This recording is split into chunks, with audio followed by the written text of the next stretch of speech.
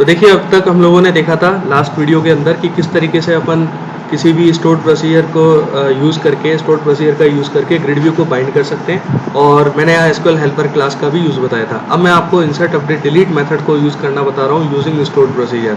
तो इसके लिए मैं क्या एक छोटा सा फॉर्म यहाँ डिज़ाइन कर लेता हूँ इंसर्ट टेबल की मैंने, और इस टेबल के अंदर 5 रो और 2 कॉलम की एक टेबल क्रिएट कर ली, जिसमें फर्स्ट आइटम में जैसे आप लॉगिन टेबल का जब आउटपुट देख रहे थे तो इसके अंदर आईडी, यूजर नेम, पासवर्ड और लॉगिन 4 चीज़ें आ रही थी। तो मुझे इंसर्ट अगर सिर्फ 3 चीज़ें करानी है, आईडी, यूजर नेम और पासवर्ड, जिसमें आईडी आपका ऑटो इंक्रीमेंटेड है तो आप इसमें इंसर्ट नहीं करा सकते। तो कहने का मतलब हुआ यूजर नेम और पासवर्ड ही आपको इंसर्ट कराना है।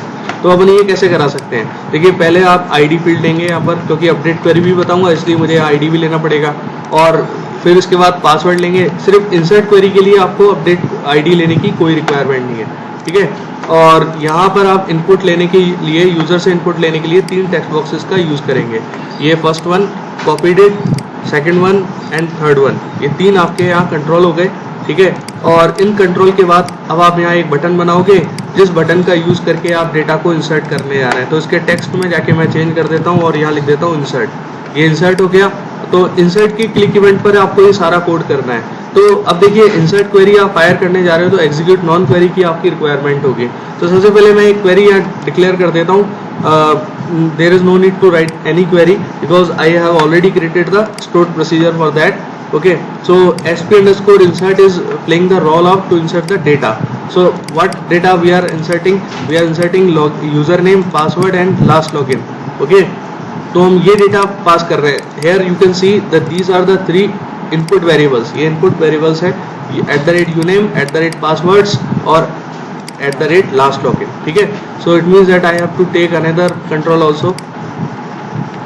तो इसको तो मैं नीचे प्लेस कर देता हूँ, ठीक है। और साथ के साथ यहाँ मैं लिख देता हूँ लास्ट लॉगिन, ये मैंने दे दिया।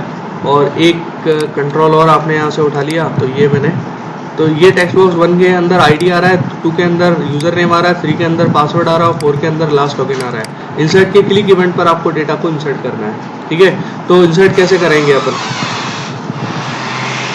इंसर्ट कराने के लिए आप सिंपल सा कोड करेंगे इंटीजर आई। देखिए एग्जीक्यूट नॉन क्वेरी ये भी रिटर्न करता है कि कितनी रो अफेक्टेड हुई है। कोई आपने क्वेरी अगर डेटाबेस के अंदर फायर की है तो उससे किसी टेबल में कितनी रो अफेक्टेड हुई है, तो वो I number of rows, affected rows को यहाँ सेट करने के लिए मैंने यहाँ लिया है।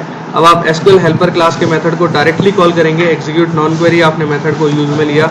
इस एग्जीक्यूट नॉन क्वेरी के अंदर अब आपको एक चीज़ का ध्यान रखना है, जब आप किसी भी प्रोसीजर को कॉल करने जा रहे हो और उसके अंदर कुछ पैरामीटर भी पास कर रहे हो, तो आप 7 नंबर के इस फंक्शन का ओवरलोडेड मेथड का यूज करेंगे।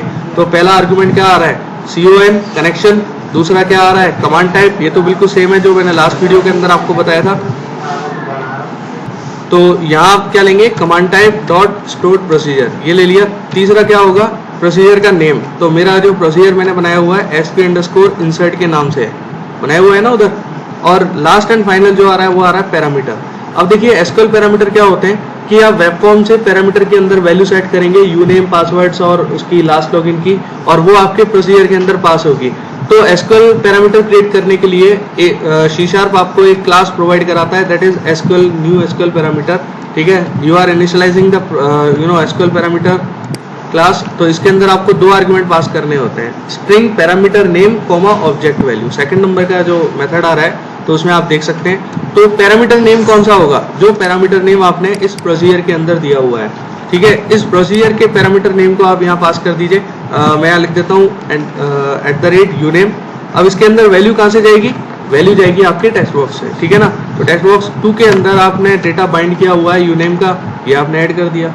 इसी तरीके से ये तो एक पैरामीटर हो गया। ऐसे करके आप जितने भी पैरामीटर हैं आपके, उन सारे पैरामीटर के अंदर वैल्यू सेट करते जाएंगे।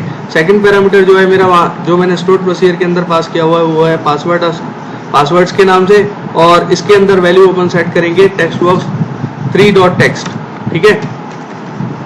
ये 3.text हो गया। फिर इसी तरीके से आपको एक और एसक्यूएल पैरामीटर यहाँ डिफाइन करना है। ये आपने एसक्यूएल पैरामीटर दिया और इसके अंदर आपने वहाँ जो पैरामीटर लिया हुआ था वो लिया हुआ था लास्ट लॉगिन। तो ये लास्ट लॉगिन आपने यहाँ सेट कर दिया और जो वैल्यू आएगी लास्ट लॉगिन के अंदर वो टेक्स्ट बॉक्स 4 से आ जाएगी। तो ये आपने यहाँ पास कर दी, ठीक है। तो ऐसे करके आपने चारों पैरामीटर यहाँ पास कर दिए, ठीक है। प्रोसीजर का नेम पास कर दिया और एक कंडीशन आप यहाँ लगा के चेक कर सकते हो कि if I is greater than 0, what is the mean of I is greater than 0, कि अगर वहाँ आपकी रो अफेक्टेड हुई है इट मीन्स आपका डेटा इंसर्ट हो चुका है। अगर इंसर्ट हो गया है so you can print response dot write data is inserted, data is inserted। और साथ ही साथ आपका जो ग्रिड व्यू है वो भी आपका अपडेट हो जाए तो आपने जो मेथड बनाया हुआ था लास्ट वीडियो में उस मेथड को आप डायरेक्टली यहाँ कॉल कर लेंगे। तो बाइंड ग्रिड व्यू आपने डायरेक्टली कॉल किया तो ये एग्जीक्यूट होगा और आपका बाइंड वो हो जाएगा, ठीक है। और अब आप इस कोड को एग्जीक्यूट करा के देखें कि इट्स वर्किंग और नॉट। तो यहाँ मैं आईडी में इंसर्ट करूंगा नहीं क्योंकि आईडी ऑटो इंक्रीमेंटेड फील्ड है। इसके बाद मैं यहाँ कोई वैल्यू एंटर करता हूँ, जैसे सैमसंग मैंने सेलेक्ट किया, पासवर्ड के अंदर 3 सेलेक्ट कर दिया और लास्ट लॉगिन के अंदर मैं यहाँ सेट कर देता हूँ 12/09 और 2016, ये मैंने यहाँ सेट कर दिया। इंसर्ट के ऊपर क्लिक करूंगा तो डेटा इज इंसर्टेड आ गया। साथ ही साथ जो डेटा आपने वहाँ इंसर्ट किया था ये आप डेटा देख भी सकते हैं, ये आपका रिकॉर्ड आपका सक्सेसफुली इंसर्ट हो गया। तो इस तरीके से आप इंसर्ट क्वेरी को रन करा सकते हो using SQL helper class. Video का साइज बढ़ रहा है इस वजह से मैं इसे यहीं रोक कर, ठीक है, दूसरे वीडियो में अपडेट और डिलीट बताऊंगा।